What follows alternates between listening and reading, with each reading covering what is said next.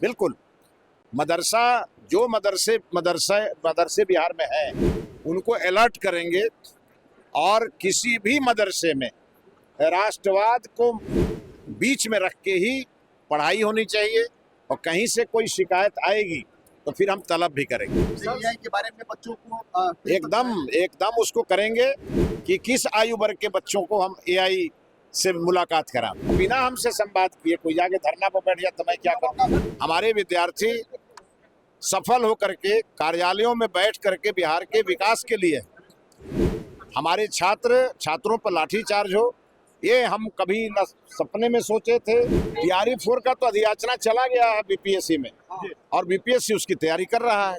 बिहार में जितने मदरसे हैं अब सतर्क हो जाएं, अलर्ट हो जाएं, क्योंकि समीक्षा होने वाली है और जो राष्ट्रवाद के बीच में आ जाएगा उसका क्लास भी लगेगा। देखिए, बिहार के शिक्षा मंत्री ने बड़ा बयान दे दिया है मदरसे को लेकर। उन्होंने कहा कि जो मदरसे अच्छे होंगे, अगर राष्ट्रवाद के लिए काम कर रहे होंगे, उनको जरूर आगे बढ़ाया जाएगा, लेकिन राष्ट्रवाद के बीच में अगर दखल देंगे तो फिर उनके ऊपर कार्रवाई भी की जाएगी। सबसे पहले आपको सुनाते हैं शिक्षा मंत्री मिथिलेश तिवारी क्या कुछ कहते हुए नजर आ रहे हैं। देखिए, चिंतन से परिवर्तन और संकल्प से सिद्धि, ये 2 दिनों तक हम लोगों ने कई मामलों में कई विषयों पर गहन चिंतन किया है और चिंतन से परिवर्तन लाने का हमने संकल्प लिया है, जिसे आने वाले दिनों में हम सिद्धि तक पहुंचाएंगे और बिहार की शिक्षा को जन जन तक पहुंचाना है और क्वालिटी एजुकेशन के साथ पहुंचाना है।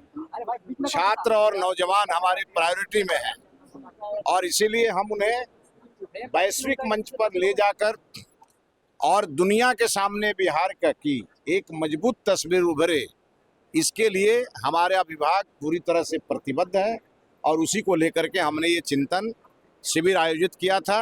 और ये हर 6 माह पे हम अपने शिक्षा विभाग के तमाम अधिकारियों को बुलाते रहेंगे, उनका फीडबैक लेते रहेंगे और उन्हें नए नए टास्क देते रहेंगे।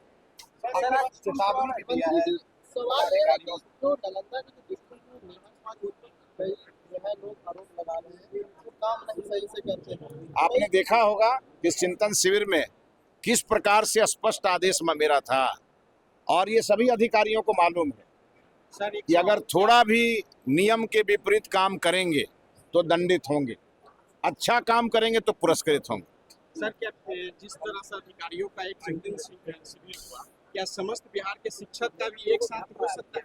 नहीं, एक साथ तो नहीं हो सकता क्योंकि 6 लाख शिक्षक हैं, लेकिन हमने कहा है आज कि हम 1-1.5 महीने के अंदर में हम अपने मॉडल स्कूल के सभी प्रधानाध्यापकों को, चूंकि हमारा अभी ट्रांसफर चल रहा है तो कौन हेडमास्टर कहाँ रहेंगे ये मालूम नहीं है।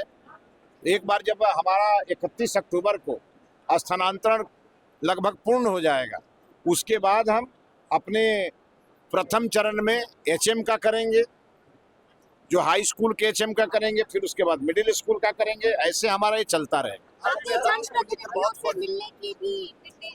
बिल्कुल, हमने कहा है कि जो हमारे एमएलए हैं, एमपी हैं, उनसे जाकर के हमारे डीओ डीपीओ बात करें, वहाँ कोई समस्या है तो उसका समाधान करने का प्रयास करें और उनके कुछ सुझाव हैं उसे लेकर के और बेहतर शिक्षा पद्धति को आगे बढ़ाने के लिए उसे भी इम्प्लीमेंट करें।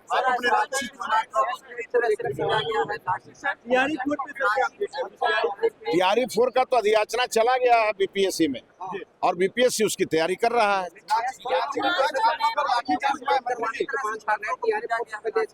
देखिए, ये हमारे लिए पीड़ा का विषय है। पटना में भी आपको याद होगा, जिस दिन मैं वो मंत्री पद के रूप में मैं कार्यभार संभाल रहा था, उसी दिन ये घटना हुई थी तो मैंने अपनी पीड़ा व्यक्त की थी। हमारे विद्यार्थी सफल होकर के कार्यालयों में बैठ करके बिहार के विकास के लिए, वो बिहार को बढ़ाने के लिए उनका जो ज्ञान है वो हमारे लिए एक बिहार के समृद्धि में काम आए। हमारे छात्रों पर लाठीचार्ज हो, ये हम कभी न सपने में सोचे थे और ना हम लोग इसको पसंद करते हैं। आपने देखा होगा कि छात्रों के मामले पर हमारे प्रधानमंत्री जी खुद लाइव आए और उन्होंने उन्हें संतुष्ट करने का हर वो संभव प्रयास किया जो वो चाहते थे।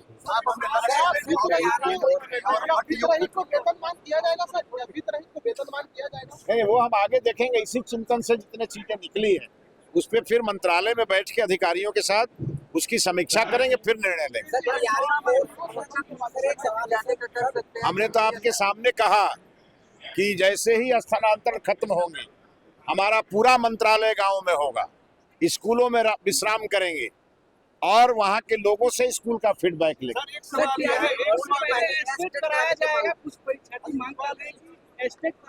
जो निर्णय होगा आपको खबर किया जाएगा। एक सवाल ये है, जैसे आपने कहा कि लगातार पेपर लीक हो रहा है, जिसको लेकर सख्त कानून बनाए गए हैं।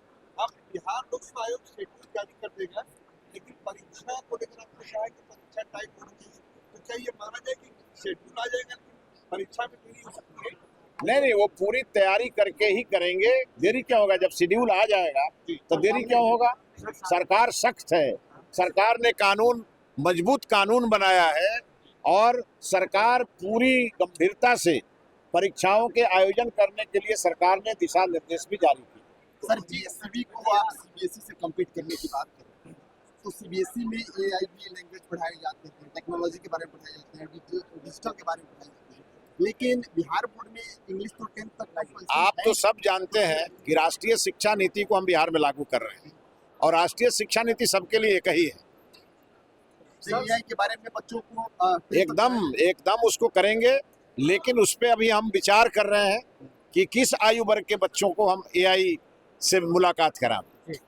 सीएम जिला में 30 विद्यालय चुनने का ऑप्शन मिला था, लेकिन अंतर जिला में 30 विद्यालय चुनने का ऑप्शन नहीं मिला।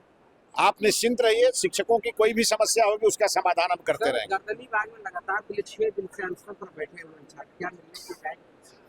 हमने तो अपने ऑफिस में सबको आमंत्रित किया हुआ है और हमने संवाद के सब रास्ते खोले हैं और उसके बाद अगर बिना हमसे संवाद किए कोई जाके धरना पर बैठ जाए तो मैं क्या करूँगा? सर बक्सर में आप एक और स्कूल का शुरुआत, हमने कहा कि संस्कृत शिक्षा हमारी छूट गई है बिहार में, इसीलिए हमने गुरुकुलम विद्यापीठ, जो पूरी तरह से समेकित विद्यालय होगा और जहाँ क्लास 1 से लेकर के और रिसर्च तक की पढ़ाई होगी, 5 एकड़ में बनेगा, 5 एकड़ में एक विद्यालय बनेगा और वहाँ पहले उसको हम बढ़िया से शुरू करेंगे और फिर उसको हम आगे बढ़ाएंगे, सभी प्रमंडलों तक ले जाएंगे और जहाँ वेद और विज्ञान और कौशल साथ साथ चलेगा और गुरु शिष्य परंपरा को हम वहाँ स्थापित करेंगे। मदरसा को भी आगे बढ़ाएंगे। बिल्कुल, मदरसा जो मदरसे बिहार में है और जो अच्छा काम कर रहे हैं उनकी पीठ थपथपाएंगे और जो गड़बड़ होंगे उनको अलर्ट करेंगे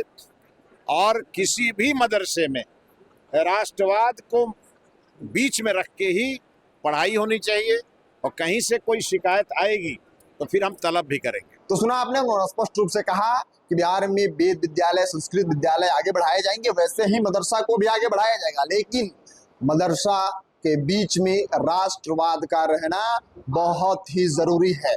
समीक्षा होगी, जांच होगी, अगर मदरसा किसी भी राष्ट्रवाद के बीच में अगर आता है तो फिर कार्रवाई के लिए तैयार भी रहेगा। उसके बाद भी पीएससी तैयारी 4 पे भी उन्होंने कहा कि अगर इससे पहले स्टेट कराया जाएगा तो इसकी भी जानकारी, सूचना आप लोगों तक पहुंचेगी। गर्दनी बाग में जो प्रोफेसर बैठे हुए हैं, असिस्टेंट प्रोफेसर, उनकी भी बातों को लेकर उन्होंने कहा कि हमारा जो दरवाजा है, हमारा ऑफिस है, वो 24 घंटे खुला है, आके संवाद कर सकते हैं। तमाम मुद्दों पर अपनी बात रखते हुए मिथिलेश तिवारी ने आज प्रेस कॉन्फ्रेंस किया, जहाँ पे एक चिंतन शिविर का आयोजन किया गया था 2 दिवसीय। वहाँ पे तमाम जो शिक्षा पदाधिकारी हैं वो जुड़े हुए थे और 2 दिनों का चिंतन शिविर चल रहा था। उसके बाद एक बाइट देते हैं, बाइट में उन्होंने मदरसे को लेकर बहुत बड़ा बयान दे दिया। आपके समक्ष हम रख रहे थे, आप अपने हिसाब से आकलन कीजिए, कमेंट कीजिए। मिलते हैं अगली वीडियो में, तब तक के लिए आप देखते रहिए खबर पॉइंट। मैं शुभम उपाध्याय, बहुत बहुत धन्यवाद आपका।